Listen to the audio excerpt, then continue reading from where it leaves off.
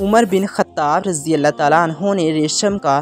دھاری دار جوڑا مسجد نبوی کے دروازے پر بکتا دیکھا تو کہنے لگے یا رسول اللہ صلی اللہ تعالیٰ علیہ وآلہ وسلم، بہتر ہو اگر آپ اسے خرید لیں اور جمعہ کے دن اور وفد جب آپ کے پاس آئیں تو ان کی ملاقات کے لیے آپ اسے پہنا کریں۔ اس پر ان حضرت صلی اللہ تعالیٰ علیہ وآلہ وسلم نے فرمایا کہ اسے تو وہی پہن سکتا ہے جس کا آخرت میں کوئی حصہ نہ ہو۔ اس کے بعد رسول اللہ صلی اللہ تعالیٰ علیہ وآلہ وسلم کے پاس اسی طرح کے کچھ جوڑے آئے تو اس میں سے ایک جوڑا آپ نے عمر بن خطاب رضی اللہ تعالیٰ عنہ کو عطا فرمایا۔ انہوں نے عرض کیا یا رسول اللہ صلی اللہ تعالیٰ علیہ وآلہ وسلم، آپ مجھے یہ جوڑا پہنا رہے ہیں، حالانکہ اس سے پہلے عطارد کے جوڑے کے بارے میں آپ نے کچھ ایسا فرمایا تھا۔ رسول اللہ صلی اللہ تعالیٰ علیہ وآلہ وسلم نے فرمایا کہ میں نے اسے تمہیں خود پہننے کے لیے نہیں دیا، چنانچہ حضرت عمر رضی اللہ تعالیٰ عنہ نے اسے اپنے ایک مشرک بھائی کو پہنا دیا جو کہ مکے میں رہتا تھا۔ کتاب صحیح بخاری، حدیث نمبر 886۔